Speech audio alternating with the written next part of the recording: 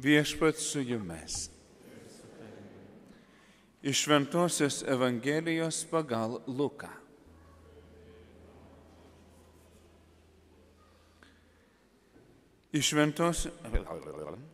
Anuo metu minios klausinėjo Joną Krikštytoją. Tai kągi mums daryti? Jis joms sakydavo, kas turi 2 marškinius, te pasidalina su neturinčiu, ir kas turi ko valgyti, tegul taip pat daro. Ėjo ir muitininkai krikštytis ir klausė, mokytojau, o ką mums daryti? Jis aiškino jiems, nereikalaukite daugiau, negu jums nustatyta. Taip pat ir kariai klausinėjo, o ką mums daryti? Jis jiems sakė, nieko neskriauskite ir neįdavinėkite dėl pelno, tenkinkite savo algą. Stiprėjant žmonių lūkesčiams ir daugeliui pradėjus spėlioti, ar čia kartais ne Mesijas, Jonas visiems kalbėjo. Aš tiesa krikštiju jūs vandeniu, bet ateina už mane galingesnis, kuriam aš nevertas atrišti kurpių dirželio.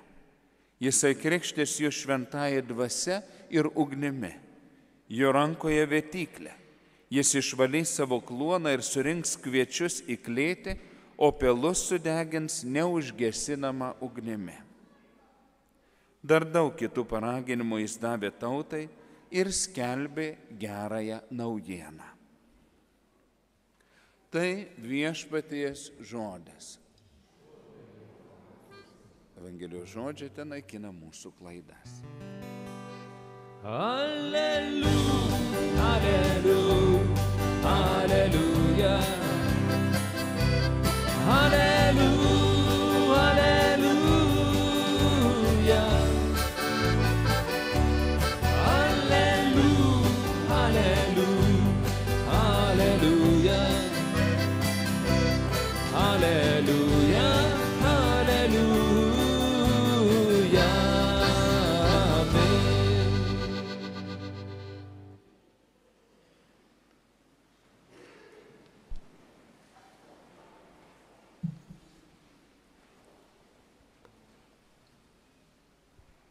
Ar šiandien girdėjote Dievo žodį?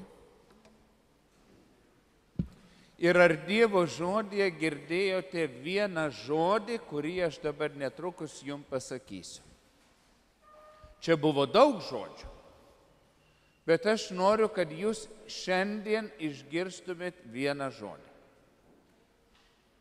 Ir tas žodis yra šakės.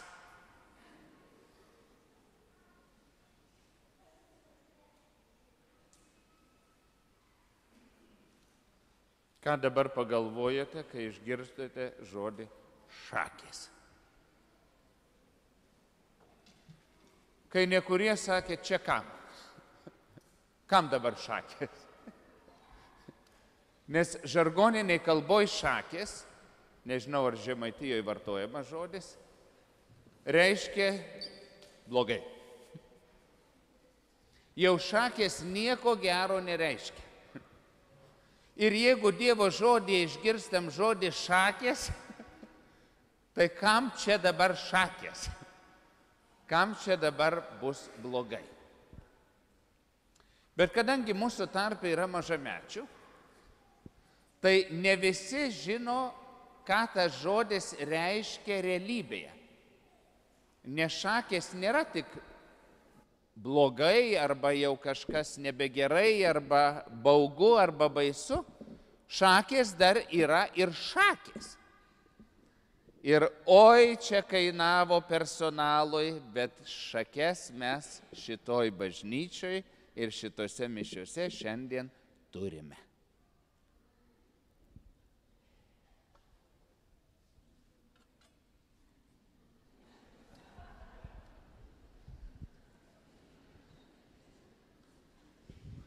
Va čia, jeigu kas nežinojo, yra šakės.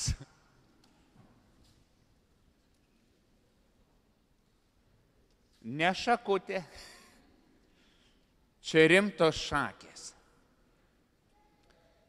Ir nemažos dalies iš jūsų rankose niekada nėra buvę šakių.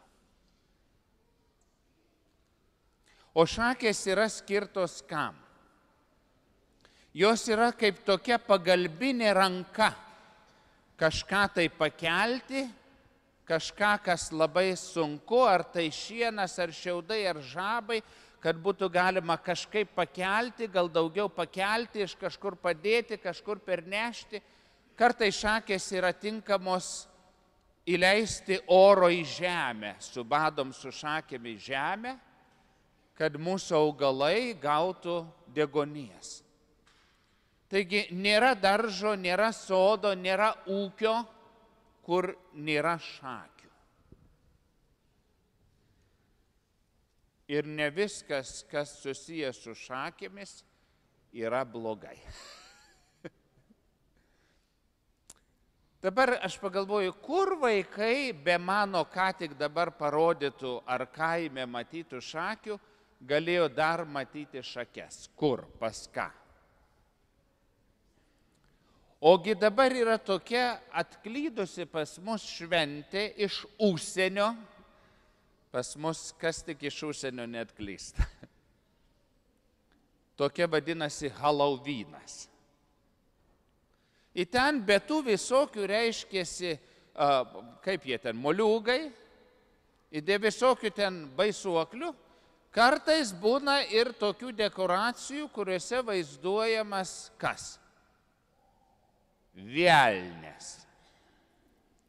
Ir kai vaizduojamas velnias, kai nekur jis turi ir šakes. Ir jau kai turime velnę ir šakes vienoj krūvoj, suprantam, kad tai ne apie šieną, ir ne apie lapus, ir ne apie orą, kad čia jau tikrai šakės. Ir nors kartais pasijuokiam, pasipaišom, pasišaipom, bet vis dėlto tikrovėje velnio nei su šakėm, nei be šakių sutikti nenorėtumėm, nes jeigu susitiktumėm, tikriausiai būtų šakės.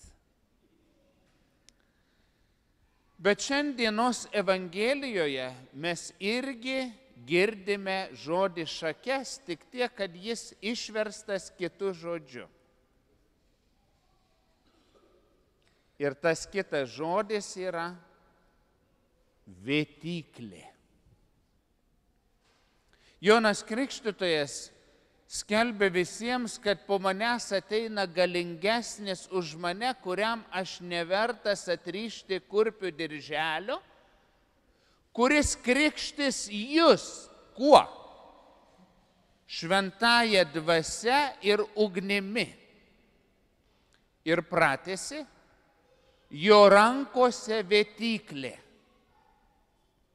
Kviečius jis sudės į aruodą, o pelus sudegins neužgesinama ugnimi. Tikriausiai tie, kurie nežinojote, kaip atrodo šakės, nelabai žinote ir kaip atrodo vėtyklė, kuri bus Jėzaus rankose.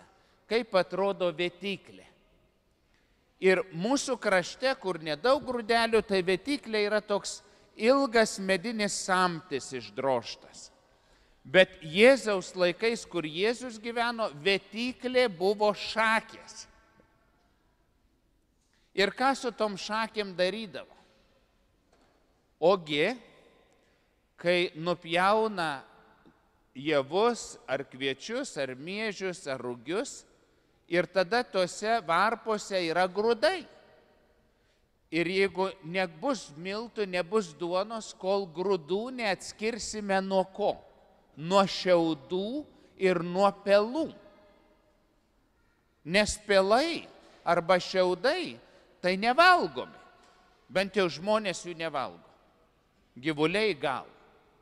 Jie daugiau naudojami kaip pakratas. Bet mes maistą naudojam tik grūdus, bet tos grūdus reikia atskirti, kažkaip reikia ištraukti iš tų šiaudų, iš tų javų. Ir tada juos sutraiško, sumaigo ir nebuvo ten kažkokių specialių malūnų, kombainų, kaip dabar džindyrų ir visa kita. Ne, buvo toks laikas, kai nebuvo. Jūs nusigasit, buvo laikas, kai mobilių telefonų nebuvo. Nu, čia senas laikas, aišku, bet buvo laikas, kai nebuvo. Ir tada, kad galėtum turėti grūdų ir duonos, tuos šiaudus, kai būdavo vėjas, bet nelabai stiprus vėjas, bet toks vėjas, su vėtyklė, su šakėm išmeti į orą ir vėjas tuos pelus, tuos šiaudus lengvus nupučia, o grūdai, kadangi jie yra sunkesni, nukrenta ant paklodės arba ant žemės. Ir taip nupučia pirmą šiukšlių ir visokių pelų, tada vėl po kurio laiko tą pačią krūvą, kur ten grūdai, dar su visokiom lobelėm, su visokiais pelais, dar, va taip, mėtai į orą, kad vėjas nupūstų ir kad liktų tik grūdai. Tai jūs dabar man pasakykite, ar gerai su vėtyklė vėtyti šiaudus, kad būtų grūdų? Labai gerai, o tai kaip kitaip? Ir vat reiškiasi, Jonas Krikštytojas sako, kad Jėzus, Dievo Sūnus, ateina pas mus su vėtykle ir nori grūdų. Jam nereikia pelų, jam nereikia šiaudų. Kadangi jis duona, eucharistinė duona, jam reikia grūdų, jam reikia miltų. Ir jis tų grūdų pasidaro su vėtykle.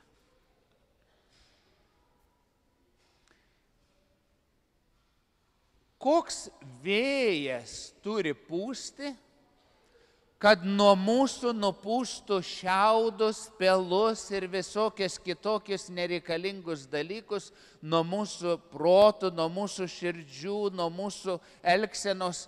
Koks turi būti vėjas, kad nupūstų visus šitos šiukšlės, nuodėmes ir niekus? Koks? Šventosios dvasios vėjas.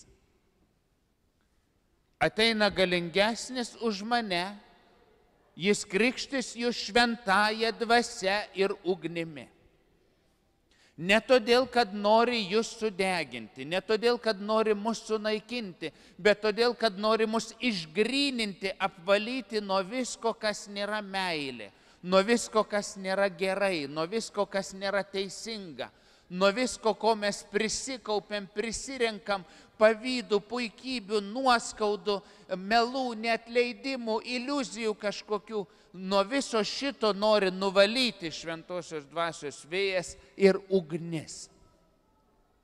Kad tai, kas yra mumise nešvaru, niekinga, sudegtų ir liktų tik tai, kas gryna.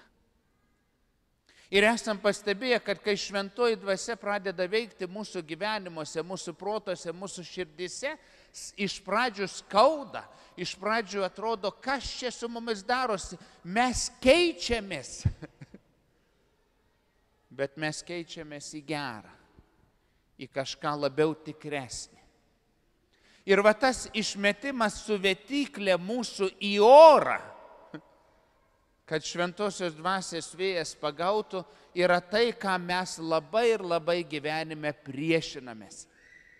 Nes būti išmestam į orą, tai nebestovėti abiem kojom ant šitos žemės, prarasti kontrolę, prarasti lygsvarą. Mes labai viską norim kontroliuoti savo gyvenime. Ir kai Dievas mus išmeta į orą, mes prarandam kontrolę. Bet kai prarandam kontrolę, jis gali kažką padaryti mumise ir mūsų gyvenimuose.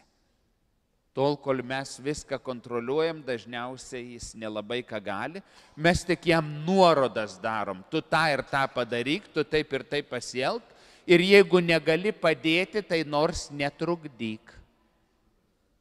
Tebūnie ne tavo, o mano valia. Tėve mūsų, ar ne? Ir tada, o tuos pelus sudegina neužgesinama ugnimi. Ir iš tiesų, per šitas dienas, kada aš čia esu su jumis, nuolat dega Dievo meilės ir gailestingumo laužai jūsų bažnyčioje, nuolat dega. Aš iš tų būdelių neišeinu. Tarp mišių sėdžiu ir per mišes sėdžiu, kai neaukoju ir klausau jūsų išpažinčių ir deginu visus jūsų pelus, visokios. Ne aš deginu, Jėzus degina. Tik aš ten dalyvauju, žinai, kurstau, kad jau ten. Ir ateina kas nors ir dar ne viską nori sudeginti, dar kokį nors šašą nori pasilikti prie savęs, žinai. Sakau, mesk ir tą dalyką į ugnį. Nes mums reikia grynumo. Jėzui reikia grynumo. Jam reikia, kad galėtų iš mūsų padaryti savo meilės ir gerumo duoną. Nes duona yra kukli. Duona yra negrėsminga. Duona yra labai ir labai svarbi. Nesvarbu, kad ją pakeičiam čipsais, saldainiais, Coca-Cola ir visokiais kitokiais dalykais. Bet kai labai labai blogai, nesakom Dieve, kad tik nepritrūktumėm suši. Nesakom Dieve, kad tik nepritrūktumėm duonos. Tai kai velnias yra su šakėm, mums tikrai šakės. Bet kai Jėzus yra su šakėm, mums yra gerai. Jo rankoje vėtyklė. Jis atskiria grūdus nuo pelų. Grūdus supils į savo karalystės jam žinybės, į meilės aruodus, o pelus sudegins neužgesinama ugnimi.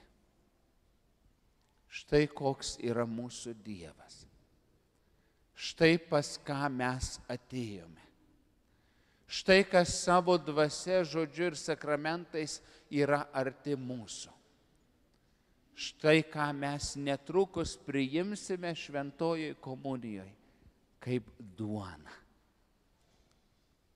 Kad mus stiprintų, kad mus gydytų, kad mus keistų, kad mes ne tik žodžiu, bet ir Eucharistijos prisilietimu pajustumėm, koks arti ir artimas mums yra mūsų Dievas. Bet Jonas Krikštytojas primena, jis už visus galingesnis. Jam mes neverti atrišti kurpių dirželio, o jis vis tiek ateina pas mus ir prieš su juo susitinkant Eucharistijoje, ką mes sakom?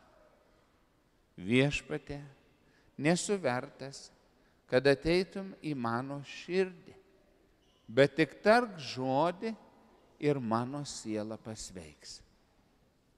Ir tas Dievas tą žodį tarė, ir tas žodis yra vardas, ir tas vardas yra Jėzus. Štai kokia mūsų vilties ir džiaugsmo šiandien ir visados priežastis. Ir jeigu sutinkat ir pritarėt, reikia pasakyti Amen.